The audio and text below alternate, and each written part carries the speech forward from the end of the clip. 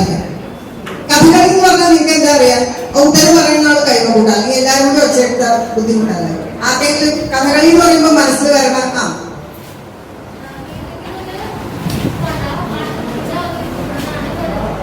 Very good, ഒരു കൈവിടി.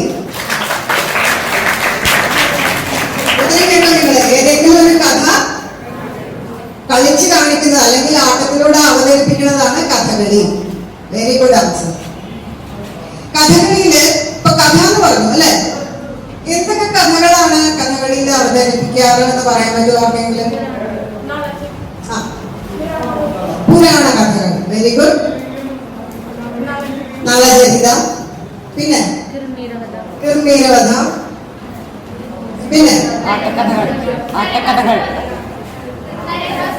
നരകാസുരവധം, രാവണോത്സവം, ലവണാസുരവധം, ബാലിവിജയം,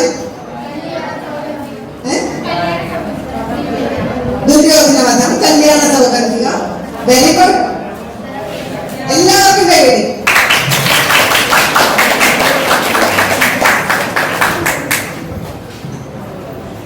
അപ്പൊ ഈ കഥകൾ നമ്മൾ പറഞ്ഞു. അപ്പൊ കഥയാവുമ്പോ അതിന് കുറച്ച് കഥാപാത്രങ്ങളൊക്കെ ഉണ്ടാവും അല്ലെ. സിനിമയാണെങ്കിൽ കഥാപാത്രങ്ങൾ ഉണ്ടാവും, നാടകമാണെങ്കിൽ എല്ലാത്തിനും കഥാപാത്രങ്ങൾ. കഥകളിയിലും കഥകളാവുമ്പോ കഥാപാത്രങ്ങൾ ഉണ്ടാവും. കുറച്ച് കഥാപാത്രങ്ങളുടെ പേര് പറയും. ഒന്ന് Krishnan, Arjunan, Sreeraman, Bheeman, Seetha, Duryodhanan, Sati, Nalan, Bahukan, Trigarthan. Oh very good. Gagan, Dushasanan, Kali, Thirumeeran, Draupadi. Very good, very good. ഇത് പറയാത്ത ഏതെങ്കിലും ഒക്കെ പറയണോ? കാട്ടാളൻ. ഏത് കഥയാണ്? നളചരിത. വണ്ടർഫുൾ. നക്രതുണ്ടി. ഏത് കഥയാണ്? ദമയന്തി. ഏത് കഥയാണ്? നളചരിത. നക്രതുണ്ടി ഏത് കഥയാണെന്ന് പറയുമോ ആർക്കെങ്കിലും? നക്രതുണ്ടി നരകാസുരവധത്തിലാണ്. ഒരു കരിവേഷാണ്. ഇനി ഇതുവരെ പറയാത്ത ഇതിപ്പോ നിങ്ങൾ മൃഗങ്ങളുടെ പേരൊന്നും ആരും പറഞ്ഞില്ലല്ലോ. കഥകളിയിൽ കുറെ മൃഗങ്ങളൊക്കെ ഉണ്ട്. വളരെ അനിമൽ ഫ്രണ്ട്ലി ആയിട്ടുള്ള കഥയാണ് കഥകളി. ആർഫമാണ്. നന്ദികേശൻ. Very good. ഹംസം. വണ്ടർഫുൾ. ആന കഥാപാത്രമായിട്ട് ഉണ്ട്. കംസവധത്തില് ഒരു നമ്മള് കഥാപാത്രമായിട്ട് വരുന്നില്ല. നമ്മള് ആനക്കാലം എന്ന് പറഞ്ഞ രണ്ട് കഥാപാത്രങ്ങളുണ്ട്. അപ്പൊ ആനയുടെ കട്ടൗട്ടൊക്കെ വെക്കാറുണ്ട്. അപ്പൊ ഒരു കഥാപാത്രമായിട്ട് പിന്നെ മുഴുവൻ തെറ്റാന്ന് പറയാൻ പറ്റില്ല. കാരണം പകർന്നാടുമ്പോ പകർന്നാട്ടം എന്താണെന്നറിയോ? എന്താ പകർന്നാട്ടം? പകർന്നാട്ടം എന്താന്ന് പറയാം. കേട്ടിട്ടുണ്ടോ പകർന്നാട്ടം? എന്താ പകർന്നാട്ടം? ഞാൻ നിങ്ങൾ പറയണമെന്നുള്ള ചോദ്യങ്ങളാണ് ചോദിക്കണേ. പറയാൻ ഒരുപാട് കഥകളെ കുറിച്ച് ബേസിക് ആയിട്ട് പറയാൻ ഒരുപാടുണ്ട്. പകർന്നാട്ടം എന്ന് പറഞ്ഞാൽ ഇപ്പൊ നിങ്ങൾ പല കഥാപാത്രങ്ങളുടെ പേര് പറഞ്ഞു അല്ലെ.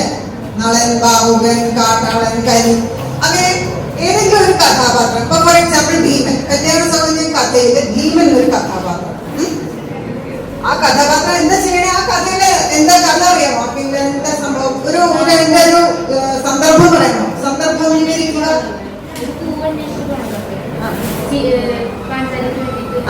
Very good. പാഞ്ചാലി. ഇതിന്റെ മുന്നിലൊരു പൂവ് വന്ന് വീണപ്പോ പാഞ്ചാലി എന്ത് പൂവാ?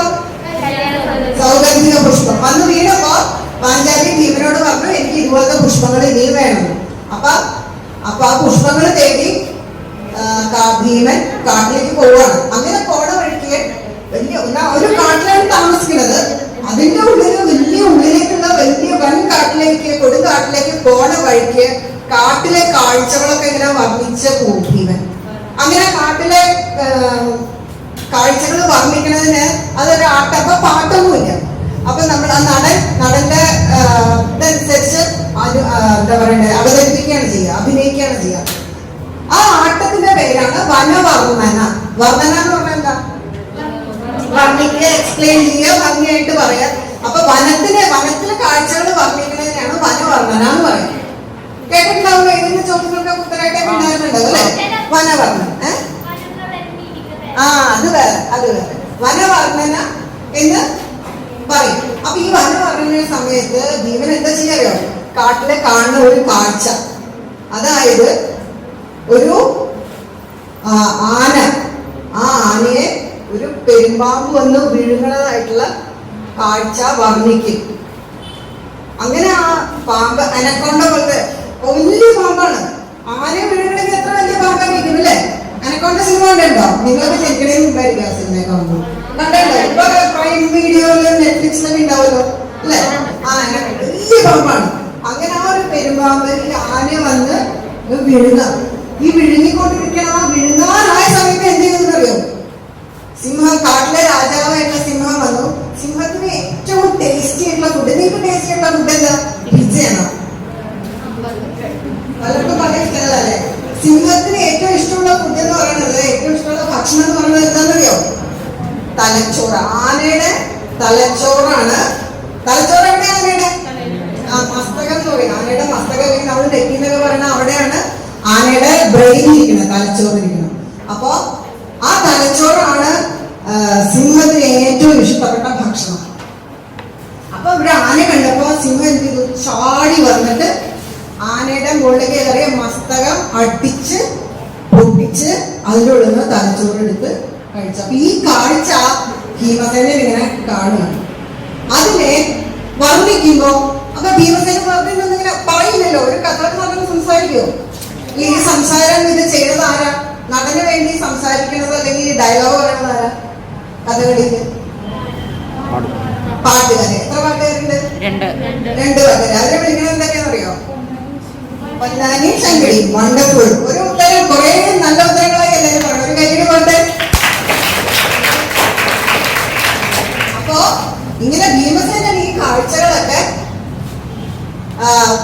ഒരു സമയം പെട്ടെന്ന് ആനയായിട്ടും അതേസമയം പിന്നെ പാമ്പായിട്ടും അത് കഴിഞ്ഞ് സിംഹമായിട്ടും ഒക്കെ മാറി മാറി മാറി അഭിനയിക്കും. നടൻ ഇത് മുഴുവൻ ഭീമസേനൻ എന്ന് പറഞ്ഞ കഥാപാത്രമായിട്ട് ഇത് മുഴുവൻ അഭിനയിച്ച് കാണിക്കുക. അപ്പൊ ഭീമസേനൻ എന്ന് പറഞ്ഞ കഥാപാത്രം പെട്ടെന്ന് പാമ്പാവും. അത് കഴിഞ്ഞാൽ പാമ്പാവുന്നത് എങ്ങനെയാ? പാമ്പായിട്ട് അഭിനയിക്കുകയാണ് ചെയ്യണം കേട്ടോ. അപ്പൊ പാമ്പായിട്ട് അഭിനയിക്കും. അതേസമയം അത് കഴിഞ്ഞാൽ ആനയായിട്ട് അഭിനയിക്കും. അത് കഴിഞ്ഞ് സിംഹമായിട്ട് അഭിനയിക്കും. വീണ്ടും ആനയായിട്ട് അഭിനയിക്കും. അവസാനം തലച്ചോറ് എടുത്തുകൊണ്ട് പിന്നെ ആനയ്ക്ക് ജീവനുണ്ടോ? ആനയ്ക്ക് എന്തെങ്കിലും? ആന ചെരിയും. നമ്മുടെ ആന മരിക്കുന്നു പറയില്ല, ആന ചെരിയും. ആന ചെരിയും. അപ്പൊ ഇത് അഭിനയിച്ച് കാണിക്കും. ഇവിടെ ഈ ഭീമസേനൻ എന്ന് പറഞ്ഞ കഥാപാത്രം അതൊരു നടൻ ഒരു കഥാപാത്രമായിട്ട് അഭിനയിക്കുമ്പോ ആ കഥാപാത്രം വേറൊരു കഥാപാത്രമായിട്ട് അതേസമയം അഭിനയിക്കുന്നതിനെയാണ് എന്ത് പറയാ? പകർന്നാട്ടം. മനസ്സിലായോ? അപ്പൊ ഇങ്ങനെ പല കഥകളിലും പല പൂതന മോക്ഷത്തില് പൂതന സുന്ദരിയായിട്ട് വേഷം ധരിച്ചു പോകുന്നു. ആരെ കൊല്ലാനാ? ശ്രീകൃഷ്ണനെ കൊല്ലാൻ. അപ്പൊ അങ്ങനെ അവിടെ നിന്ന് അമ്പാടിയിൽ ചെല്ലുമ്പോ അവിടെ എല്ലാവരും ആ ഗ്രാമം മുഴുവൻ സന്തോഷത്തിലാണ്. കൃഷ്ണൻ ജനിച്ചതിന്റെ ഒരു സന്തോഷത്തില്. അപ്പൊ അവിടെ നൃത്തവും പാട്ടും ആട്ടവും പന്തുകളിയും എല്ലാം നടക്കണം. അപ്പൊ പൂതന ഇത് കണ്ടിട്ട്, ലളിത ഇത് കണ്ടിട്ട് ഓരോരോ ഗോപികമാര് കാണിക്കുന്നത് എല്ലാം ആ ഗോപികയായി മാറി പകർന്നത്. വീണ വായിക്കണത്, മൃദംഗം വായിക്കണത്, പന്ത് കളിക്കണത്, ഡാൻസ് ചെയ്യണത്, തൈര് കലക്കണത്, അതിനിടയ്ക്ക് ഒരു മയിലിന്റെ നൃത്തം കണ്ട് മയിലായിട്ട് ആ പകർന്നാടും. ഇതൊക്കെ കഥകളിയിൽ പല കഥാപാത്രങ്ങളും ചെയ്യുന്നതാണ് പകർന്നാട്ടം. പകർന്നാട്ടം എന്താണെന്ന് മനസ്സിലായില്ലേ?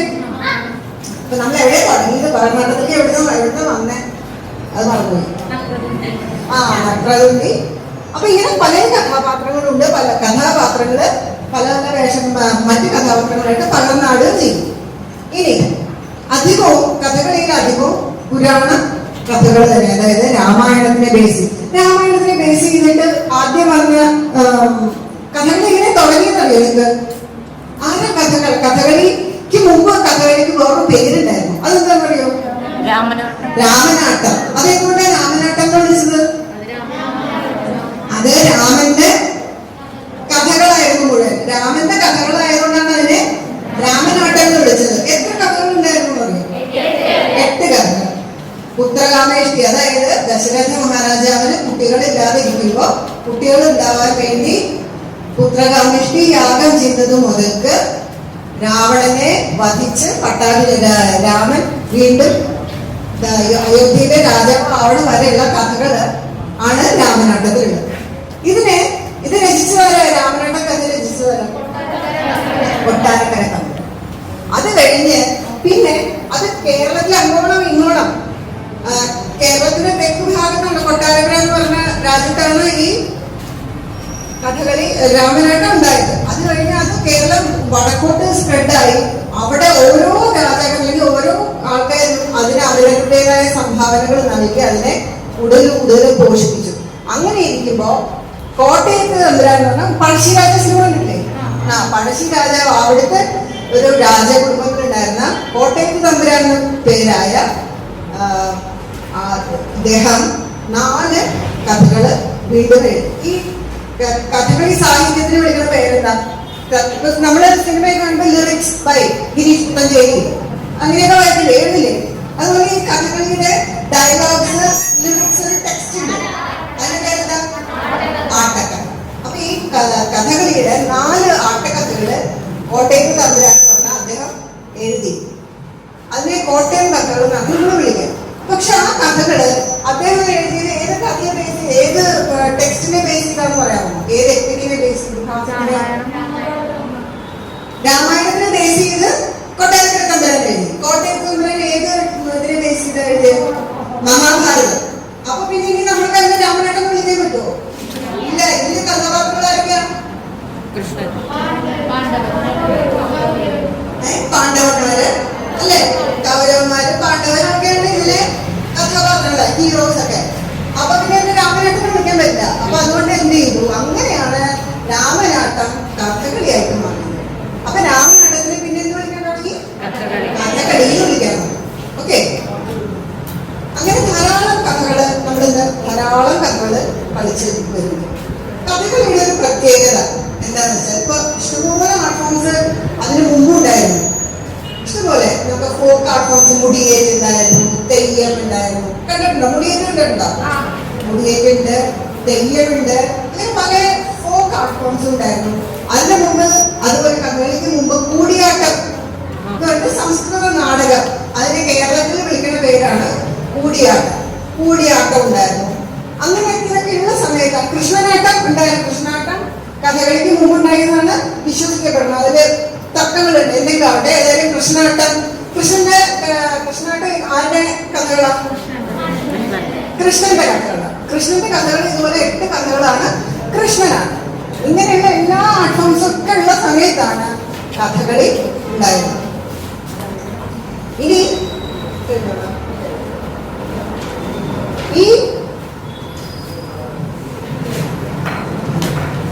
ഇങ്ങനെ രാമനാട്ടം കഥകളിയായി മാറി. അതിനുശേഷം ധാരാളം ആൾക്കാരെ ധാരാളം കഥകൾ എഴുതി കേരളത്തിൽ അങ്ങോളം ഇങ്ങോളം ധാരാളം പ്രചരിച്ച്, ഇപ്പോഴും ധാരാളം പ്രചരിച്ചുകൊണ്ടിരിക്കുന്ന ധാരാളം ആസ്വാദകരും ആർട്ടിസ്റ്റും ഒക്കെയുള്ള ഒരു മേഖലയാണ് കഥകളി. ഈ കഥകളെ കുറിച്ചാണ് നമ്മളിവിടെ ചോദ്യങ്ങളൊക്കെ തയ്യാറാക്കിയത്. കൂടുതൽ വളരെ എല്ലാവരും വളരെ നല്ല പെർഫോമൻസ് ആണ് ചെയ്തിട്ടുള്ളത്. സെക്കൻഡ് റൗണ്ടില് നിങ്ങളുടെ പെർഫോമൻസ് എങ്ങനെയാണെന്ന് നമുക്ക് നോക്കാം. ഇവിടെ വാല്യുവേഷൻ കഴിഞ്ഞ് റെഡി ആയിട്ടുണ്ട്.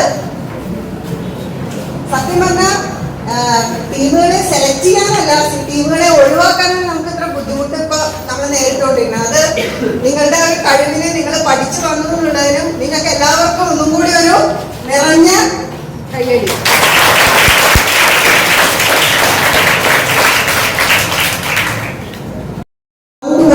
സ്റ്റേജ് 2 കഴിഞ്ഞു. ടീമുകളെ സെലക്ട് ചെയ്യാൻ നമ്മൾ നിർബന്ധിതരാണ്. 6 ടീമുകളെ മാത്രമേ നമുക്ക് സെക്കൻഡ് റൗണ്ടിലേക്ക് എടുക്കാൻ പറ്റുള്ളൂ. ഇതിന് വളരെ നല്ല ഒരു മത്സരമാണ് നിങ്ങൾ ഓരോരുത്തരും കാഴ്ചവെച്ചിട്ടുള്ളത്. ഇവിടെ ഇന്നിപ്പോ ഇവിടെ പങ്കെടുത്ത എല്ലാ ടീമുകൾക്കും, കാരണം എല്ലാവരും സ്റ്റേജ് 2 ക്വാളിഫൈ ചെയ്തതുകൊണ്ട് എല്ലാ ടീമുകൾക്കും പറവൂർ ക്ലബ്ബ് നടത്തുന്ന പരിപാടികൾക്ക് 6 മാസത്തേക്ക് ഫ്രീ ആയിട്ടുള്ള പ്രവേശനം എല്ലാവർക്കും ഇവിടെ വന്ന എല്ലാ ടീമുകൾക്കും. ഗ്രൗണ്ടിലേക്ക് ക്വാളിഫൈ ചെയ്ത ടീമുകള് ടീം മോഹനം, എഴുതിക്കണോ? Team Mohanam,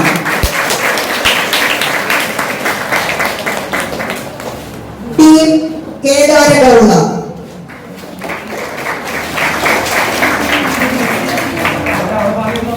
team Ananda Bhairavi,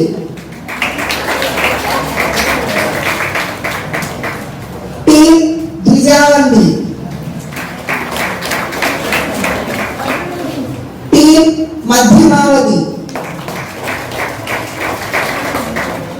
team Arabhi. ഒരു വലിയ കൈയടി എല്ലാവർക്കും.